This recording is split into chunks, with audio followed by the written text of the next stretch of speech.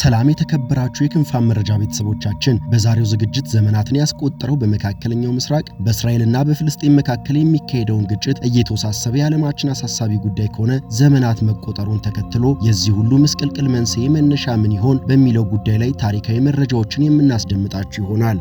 ለመሆኑ ፍልስጤም ለሁለት ተከፍላ የእስራኤልና የፍልስጤም መንግስት እንዲመሰረት እንዴት ሊወሰን ቻለ?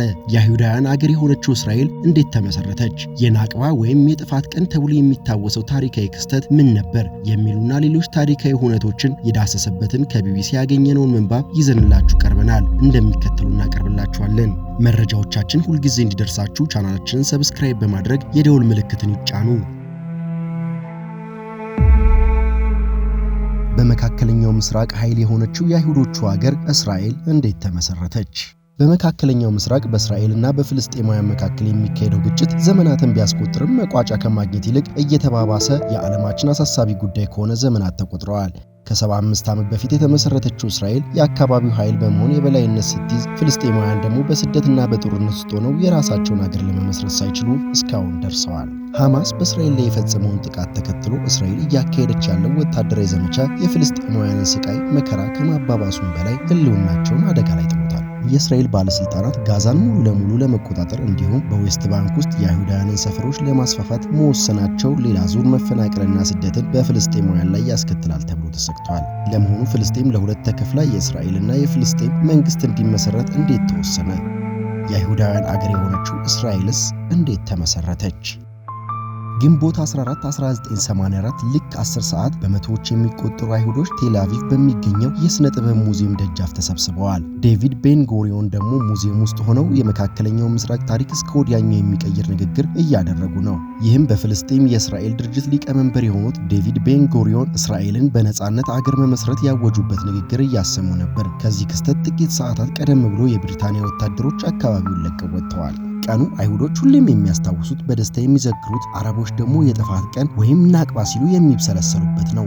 ዛሬ በወታደራዊ በኢኮኖሚያዊ እና በቴክኖሎጂ ዘርፍ ሀያል ከተባሉት ሀገራት አንዷ ለመሆን የበቃችው እስራኤል በዚህ መልክ ነበር የተመሰረተችው። ጽዮናዊነትና የአይሁዶች ሀገር ፍለጋ። በ1880ዎቹ ፍልስጤም የኦቶማን ኢምፓየር እና ታላቋ ሶሪያ ተብላ የሚጠራው አካባቢ አካል ነበረች። የፍልስጤም ሕዝብ በአብዛኛው ሙስሊም ሲሆን አነስተኛ ቁጥር ያላቸው ክርስቲያኖች እና አይሁዶችም ነበሩ። አይሁዶች ከጠቅላላው ሕዝብ 5% አካባቢ የሚሆነውን እንደሚሸፍኑም ይገመታል። በዓለም ዙሪያ የተበተኑት አይሁዳውያን የራሳቸውን ሀገር ለመመስረት ጥረት በሚያደርጉበት ጊዜ ዋነኛ ትኩረታቸው መካከለኛው ምስራቅ ነበር። ከዚያም አልያህ እየተባለ በሚጠራው የአይሁዶች ፍልሰት እንቅስቃሴ የተስፋይቱ ምድር ብለው ወደሚጠሯት ፍልስጤም መፍለስ የጀመሩት አካባቢው በኦቶማን ቁጥጥር ስር ሳለ ነው። የአብዛኞቹ አይሁዳውያን ፍልሰት መነሻ ደግሞ ሩሲያ ነበረች። ሩሲያ ውስጥ በነበሩበት ወቅት የሀገሪቱን ንጉሥ ዛር አሌክሳንደር ሁለተኛን ለመግደል ተሳትፏቸዋል በሚል ተከሰው በርካቶች ተፈርዶባቸዋል።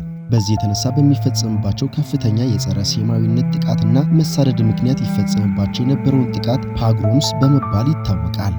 በወቅቱ ወደ ፍልስጤም የደረሱት አይሁዶች ለእርሻ የሚሆን መሬት ለማግኘትና አነስተኛ የመኖሪያ መንደር ለመስራት ችለዋል። እነዚህም ኪቡትስ በመባል ይጠራሉ። እነዚህ ቀደምት ፍልሰቶች በጽዮናዊነት የገንዘብ ድጋፍ የሚደረግላቸው ነበሩ።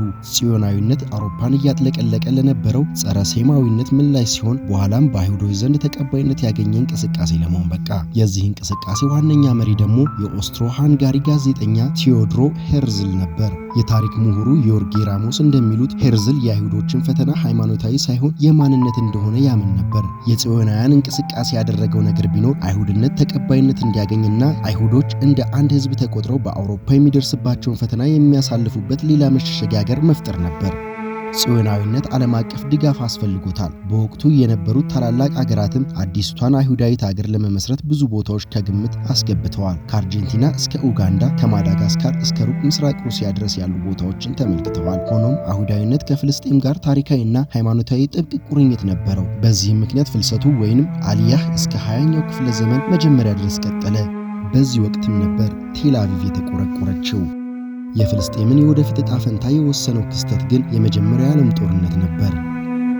ከኦቶማን ወደ ብሪታንያ የተዛወረችው ፍልስጤም ከአውሮፓውያኑ 1914 እስከ 1918 ባለው ጊዜ ውስጥ በሚሊዮን የሚቆጠሩ ሰዎች ለሞት የዳረገው በዚህም ደም አፋሳሽ የመጀመሪያው የዓለም ጦርነት መካከለኛው ምስራቅ ልዩ ትኩረት አግኝቷል። ከኦቶማን ኢምፓየር በተቃራኒ የቆመችው ብሪታንያ በኦቶማኖች እጅ የነበረውን አካባቢ ለመቆጣጠር ከፍተኛ ፍላጎት ነበራት። በወቅቱ ብሪታንያ ገንዘብ የምትሰበስብበትን የስዩዝ ካናልንም ትቆጣጠር ነበር። ዩናይትድ ኪንግደም በአንደኛው የዓለም ጦርነት ወቅት በዋናነት በኦቶማን ባለስልጣናት ላይ ውስጣዊ አመጽ በማስነሳት የኦቶማንን ግዛትና የኦቶማንን ጥንካሬ ለማዳከም ሞክራለች ሲሉ የታሪክ ተመራማሪው ዮርጊ ራሞስ ይናገራሉ።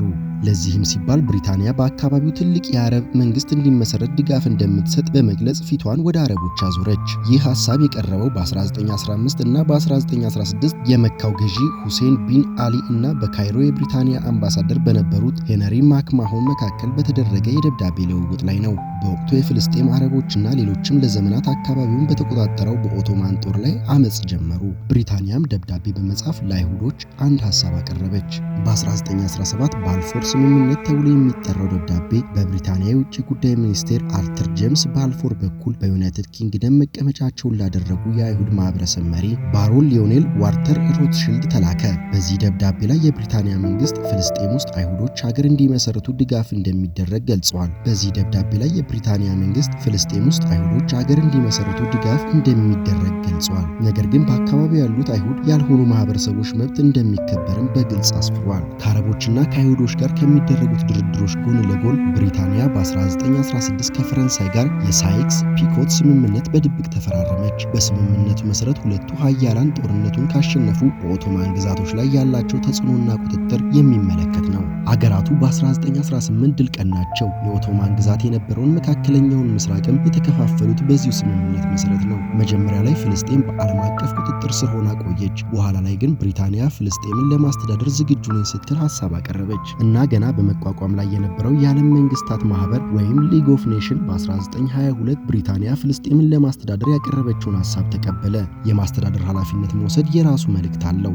አንድ አስተዳደር ሌላውን ካሸነፈ በኋላ አካባቢውን ለማስተዳደር ተረከበ ማለት የአካባቢው ነዋሪዎች ራሳቸውን ማስተዳደር አይችሉም የሚል መልእክት ያስተላልፋል። በዚህ ወቅት የፍልስጤም ነዋሪዎች አብዛኞቹ ሙስሊሞች ነበሩ። የአይሁዶች ቁጥር ደግሞ ከጊዜ ወደ ጊዜ እየጨመረ ወደ 11 በመቶ አካባቢውን ደርሶ ነበር።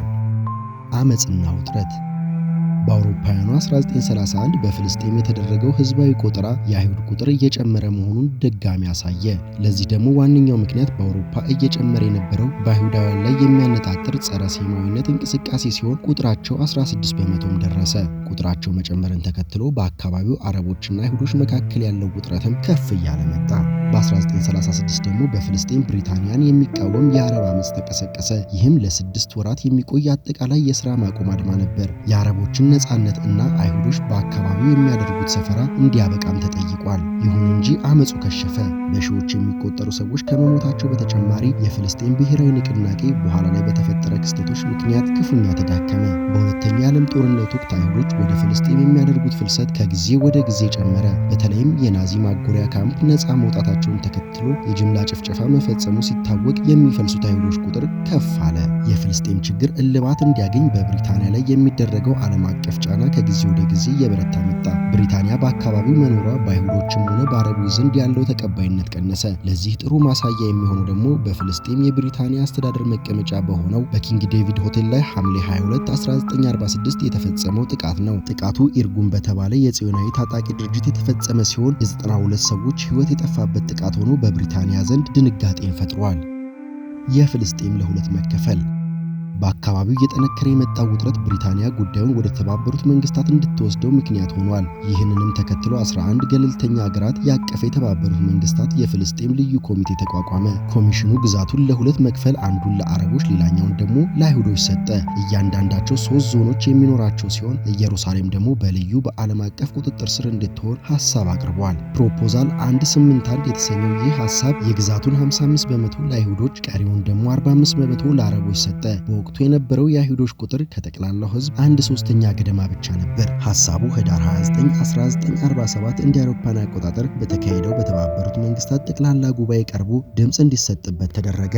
በወቅቱ የጉባኤው ሰብሳቢ የነበሩት ኦዝቫልዶ አራንሃ የፍልስጤም ልዩ ኮሚቴ ያቀረበውን የውሳኔ ሐሳብ በ33 ድጋፍ፣ በ13 ተቃውሞና በ10 ድምጽ ታቅቦ ተቀባይነት ማግኘቱን በማሳወቅ ነበር ውጤቱን ይፋ ያደረጉት። አሜሪካና ሶቪየት ህብረትን ጨምሮ አብዛኞቹ የአውሮፓና የላቲን አሜሪካ ሀገራት ፍልስጤም ለሁለት ተከፍላ የአይሁዶችና የአረቦች ሀገር እንዲመሰረት ድጋፋቸውን ሰጥተዋል። ግብፅን ጨምሮ የአረብ ሀገራት ሐሳቡን ውድቅ አደረጉ። ኢትዮጵያ፣ ብሪታንያና ቻይናን ጨምሮ 10 ሀገራት ድምጽ ታቅቦ ማድረግን መረጡ። ውሳኔው በአይሁዶች ዘንድ ታላቅ ፈንጠዝያን የፈጠረ ነበር። ክፉኛ በተበሳጩት አረቦች ዘንድ ግን ውሳኔው የሚዋጥላቸው አልነበረም። ይህ ውሳኔ ቴል አቪቭ በሚገኘው የሥነ ጥበብ ሙዚየም ውስጥ ግንቦት 14 1948 ለተካሄደው የእስራኤል ምስረታ ምክንያት ሆነ። በዕለቱ ጠዋት 5 ሰዓት ላይ የብሪታንያ የሩብ ክፍለ ዘመን አገዛዝ ተጠናቆ የሀገሪቱ ወታደሮች ፍልስጤምን ለቀው ወጡ። ከ5 ሰዓታት በኋላ ደግሞ የእስራኤል የመጀመሪያ ጠቅላይ ሚኒስትር ዴቪድ ቤን ጎሪዮን እስራኤል በመካከለኛው ምስራቅ ውስጥ የአይሁዳውያን አገር ሆና መመስረቷን በይፋ አወጁ። ይህም ዕለት ለፍልስጤማውያን የናቅባ ወይም የጥፋት ቀን የመጀመሪያ ሆነ። ተከትሎም አብዛኞቹ ፍልስጤማውያን ከመኖሪያ ቤታቸው ለመባረር ወይም ለመሸሻቸው የመጀመሪያው ምክንያት እንደሆነ ይታሰባል። እነሆ ከ75 ዓመት በኋላ እስራኤል በወታደራዊና በቴክኖሎጂ አቅሟ ከዓለማችን ታላላቅ ሀያላን ሀገራት አንዷ ለመሆን ስትበቃ ፍልስጤም አሁንም ዓለም አቀፍ እውቅና ለማግኘት መታገል ላይ ነች። በዚህ ሂደት ውስጥ አካባቢው በጎረቤት ሀገራት መካከል የሚደረግ ተደጋጋሚ ጦርነት የማያጣው በ10 ሺዎች የሚቆጠሩ ሰዎች የሞቱበትና በሚሊዮኖች የሚቆጠሩ ስደተኞች ያሉበት ሆኗል።